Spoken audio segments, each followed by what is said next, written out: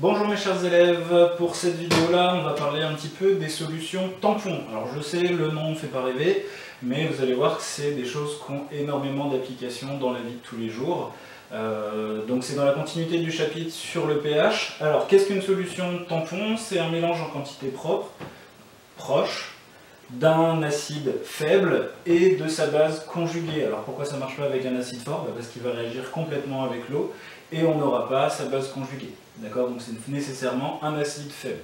Et alors quelle va être la propriété de ces solutions tampons? C'est que leur pH varie assez faiblement, soit par ajout d'un peu d'acide ou de base, soit par dilution. Ça permet en fait d'avoir des solutions avec un pH assez fixe qui va peu varier et qu'on va pouvoir réutiliser dans le temps. Alors, comment ça marche tout ça? Comme vous le savez, on a le pH qui est égal à pKa plus log de A- sur AH. Ça, c'est la formule qu'on a vue dans le cours. Et donc ici, on met l'acide et la base conjugués dans des proportions à peu près égales. Donc on a des concentrations qui vont être sensiblement égales, ce qui veut dire que le log va devenir égal à 0. Le rapport ici est égal à 1, log de 1, on sait que ça fait 0.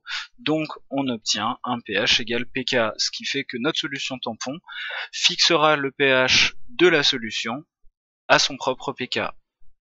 Ces solutions tampons sont énormément utilisées, notamment dans les applications biologiques. Pour tout ce qui va être milieu biologique, notre organisme régule son pH en permanence pour avoir un pH d'environ 7,4. L'activité que vous aurez à faire juste après rentre vraiment en détail là-dedans, donc là je passe assez vite. L'autre utilisation que vous connaissez déjà, c'est l'étalonnage. Les petits flacons roses et jaunes que vous avez utilisés au labo sont des solutions tampons de pH 7 et de pH 4 qui vont permettre d'étalonner. Et c'est pour ça qu'on pouvait rentrer directement la sonde dans le flacon, c'est qu'on sait que vu que c'est une solution tampon, même s'il y a quelques impuretés, le pH va rester relativement stable.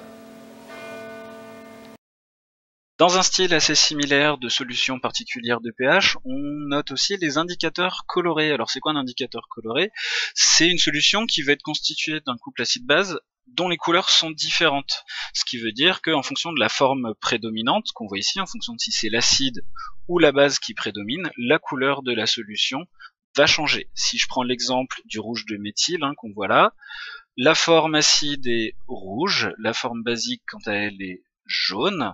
Et donc si je regarde ici la variation de la couleur en fonction du pH, on voit bien que pour les formes acides, je retrouve le rouge, et pour la forme basique, je retrouve le jaune. Et au milieu, ce qu'on observe, c'est que ce qu'on appelle la zone de virage, qui est la zone de pH où la couleur va changer, et cette zone de virage se trouve très proche de la valeur du pKa indiqué.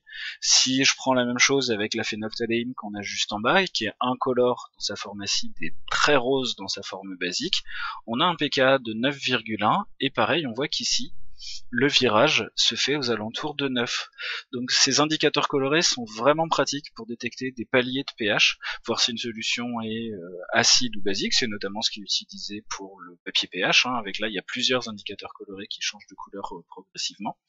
Et donc on utilisera ça plus tard dans les titrages, ça nous permettra de voir la variation rapide du pH pour déterminer la concentration d'une solution.